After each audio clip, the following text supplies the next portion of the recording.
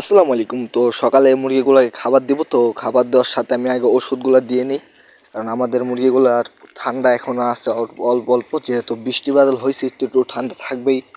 তো এখানে ওষুধ আমি রেগুলারলি দিতে হইতেছে, আর ওষুধ দেওয়ার কারণ হলো এগুলো প্রচুর পরিমাণ রোগে আক্রান্ত হয়ে গেছিলো। তো এখন আলহামদুলিল্লাহ আগেতে অনেকটাই সুস্থ, যেহেতু অনেক 2-1 বছর গ্যাপ গেছে দেশি মুরগি পালন আমাদের। তো আমাদের ফ্যামিলি সবাই একটু গ্যাপ যাওয়ার কারণে এত একটা অভিজ্ঞতা আর কি কমছে আরও। যে কোনো জিনিসই কন্টিনিউ করলে ওই জিনিসটা অভিজ্ঞতা ভালো বাড়ে। তো এখানে আমরা আর কি দেশি মুরগিগুলো আমাদের পারিবারিকভাবে পালতাছি, ইনশাল্লাহ যদি ভালো ফলন পাই ইনশাল্লাহ আমরা একটু বড় করে একটা ঘর উঠিয়ে ফার্মের লাহানি পালার চেষ্টা করবো ইনশাল্লাহ। তো এখানে মুরগিগুলো খাবার দিলাম, তো কবুতরে একসাথে মুরগি কবুতর একসাথে রাখি দিনের বেলা। তো এটা যারা রেগুলার ভিডিও দেখেন তারা তো জানেনই। তো এখানে আর কি কবুতরগুলোকে খাবার দিয়ে দিলাম আমাদের কবুতরগুলো। তো এখানে বাচ্চাটাকে এগুলার বাচ্চা এটা, তো এটার সবগুলাকে খাবার দিয়ে দিলাম ইনশাল্লাহ। তো এখানে খাবার দিলাম মাশাল্লাহ। তো এখানে বাচ্চাগুলো খুব ভালোভাবে এই ওষুধটা খাইতেছে আলহামদুলিল্লাহ। এটা একটা খাওয়ানোর একটা টেকনিক আছে, টেকনিকটা আমি বলে দিই আপনাদের কাজে লাগবে ইনশাল্লাহ।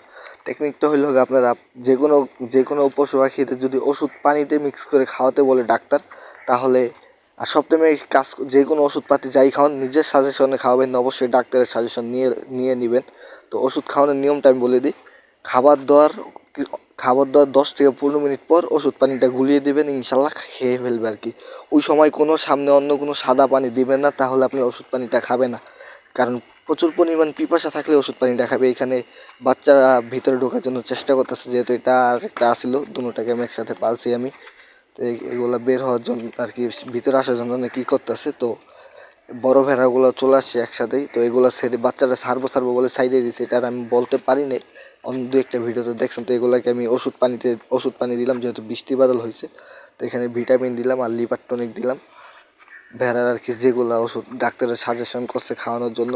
কারণ আমরা ভেড়াকে ওষুধ খাওয়াই নেই, তো এখন অল্প অল্প খাওয়ানোর ট্রাই করতেছি, কারণ ওষুধটা কাজে লাগে। লিভার টনিকটা আর কি এটা রোগ প্রতিরোধ ক্ষমতা প্রচুর পরিমাণ বাড়ায় শরীরে, ভেড়ার মুরগির যে কোনো জিনিসেরই।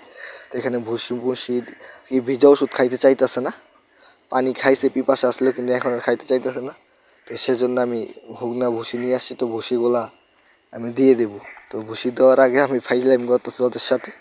তো প্রাকৃতিক জিনিসগুলোর সাথে মজা করতে ভালোই লাগে, যেমন এগুলা ভালোই লাগে, গ্রাম একটা পরিবেশ সবাই চাইলে উপভোগ করতে পারতেছে না, আল্লাহ তাআলা আমাদের কিছু মানুষদের উপভোগ করতে দিতেছে আর কি। তো গ্রামে থেকে অনেক কিছু মাশাআল্লাহ উপভোগ করলাম আলহামদুলিল্লাহ। আরেকটা বিষয়, আমরা আসছি সব কিছু দুনিয়াতে, যে সময় আমরা আসছি তো ওই সময় আমরা কিছু নিয়ে আসতে পারিনি সাথে করে, চলে যাব এখনও কিছু নিয়ে যেতে